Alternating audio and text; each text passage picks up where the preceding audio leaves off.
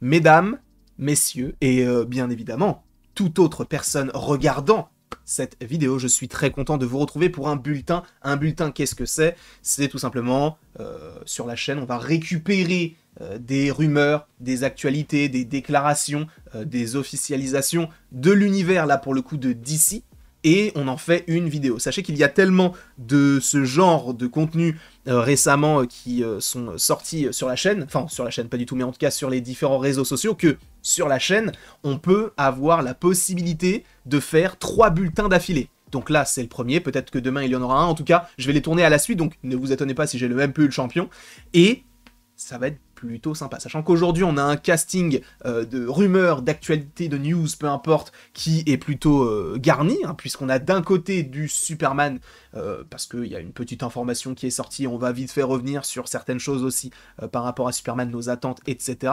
Il y a du Pingouin, et ça aussi c'est très cool, et on a bien évidemment du Supergirl.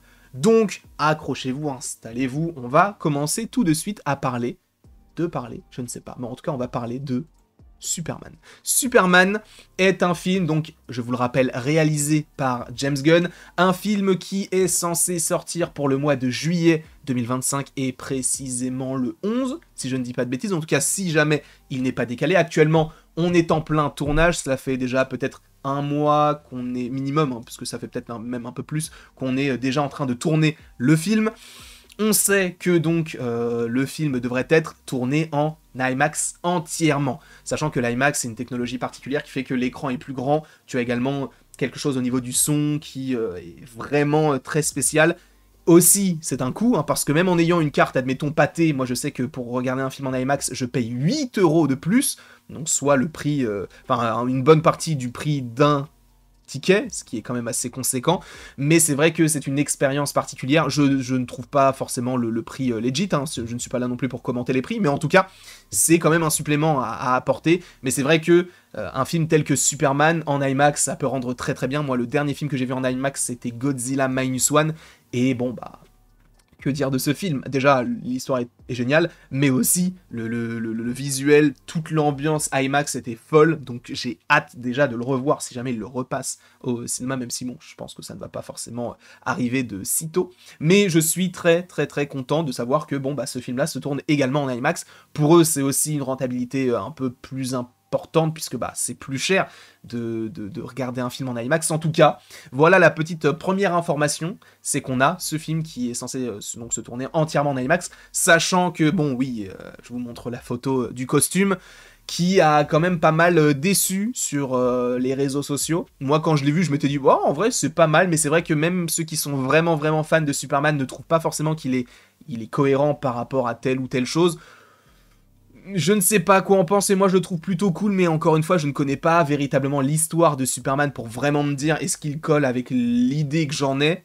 Donc je ne sais pas, en tout cas moi je trouve que c'est plutôt sympa. Après bon, à voir ce qu'il en sera concernant le film. C'est vrai que là il y a un petit bashing qui se fait, mais c'est vrai que pour l'instant la communication de James Gunn, elle était quand même pas mal. Enfin, elle était pas mal, elle était même parfaite, je trouve. Mais en tout cas, on verra ce qu'il en sera par la suite concernant donc ce projet qui va être du qui tout double, c'est-à-dire que là on sait qu'en plus de ça, DC développe de plus en plus de projets en même temps.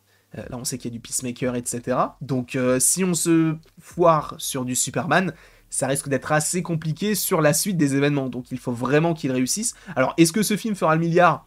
En vrai je n'en sais rien, c'est pas que je ne pense pas, c'est qu'en vrai j'en sais rien. S'il faut quand même y aller pour faire le milliard, c'est possible, mais je pense que ce film va marcher, parce qu'il va y avoir déjà une bonne communication autour, il va y avoir peut-être de très très bons retours aussi, donc j'ai hâte de voir ce qu'ils vont nous proposer. Pour rappel, le film sortirait donc bel et bien le 11 juillet 2025, date américaine, et supposément donc le 9 en France. On passe maintenant à Mark Strong, qui aurait été casté dans la série Le Pingouin, lui qui avait déjà joué par ailleurs du côté de DC, puisqu'il avait joué récemment en tout cas du côté de Shazam 1 et 2, même si bon le 2 c'est une scène on va dire supplémentaire du 1 qui n'avait pas été gardé, enfin par rapport à une scène post-générique qui était éclatée au sol. Et il joue le docteur Sivana, on sait qu'il a joué également du côté de Green Lantern, et il a joué donc le personnage de Sinestro, comme quoi il sait vraiment bien choisir ses projets d'ici. Mais là enfin il a eu un agent qui lui a dit non, ça c'est bien pour toi, il est dans Le Pingouin. Et bon, Le Pingouin interprété par Colin Farrell, donc qui est une série spin-off à l'univers donc de Matt Reeves du côté de The Batman avec Robert Pattinson. On sait que la série sort en 2024, on a déjà eu un petit aperçu de ce à quoi ça devrait ressembler, notamment par rapport à des trailers. Ça, en vrai, pour le coup, ça c'est une série que j'attends quand même pas mal. Et sachez qu'a priori, selon IMDb, donc qui est un site qui référence eh bien, tous les acteurs, même les figurants certaines fois qui jouent dans tel ou tel film, eh bien il est noté comme étant l'acteur qui interprétera Carmine Falcone. Et là, pour le coup, je trouve ça un peu étrange, sachant qu'on avait déjà John Turturro, si je ne dis pas de bêtises, qui interprétait le personnage dans l'univers de The Batman, donc il y avait déjà un acteur qui était prévu. Donc, pourquoi ? Est-ce que c'est un autre personnage finalement qu'il finira par jouer ? Je ne sais pas, mais en tout cas, ça laisse dubitatif concernant son implication dans le projet du Pingouin. On verra ce qu'il en sera par la suite, lorsqu'on aura d'autant plus d'informations. Je serai là afin de vous en parler, sachant que pour rappel, encore une fois, la série Le Pingouin est censée sortir pour la fin de l'année 2024. Quand exactement, je ne sais plus si on avait un mois, mais je crois que c'est pour la fin de l'année, on va dire la deuxième partie de l'année. Ensuite, ou pour finir plutôt, on va avoir des news officielles concernant Supergirl. Dans un premier temps, oui, c'est Millie Alcock récemment vue donc dans House of the Dragon qui a eu le rôle, ça on en avait déjà parlé sur la chaîne. Donc Millie Alcock qui va jouer le personnage donc de Supergirl dans le film Supergirl Woman of Tomorrow. On sait que c'est Craig Gillespie qui va s'en occuper. Donc lui qui avait déjà réalisé le très bon, a priori je ne l'ai pas vu, mais très bon Cruella. Donc c'est lui qui va s'occuper de ce film-là. Pourquoi pas, ça peut être assez intéressant donc de partir sur ce réalisateur-là. Je t'avoue que j'ai pas forcément vu énormément de films de sa filmographie.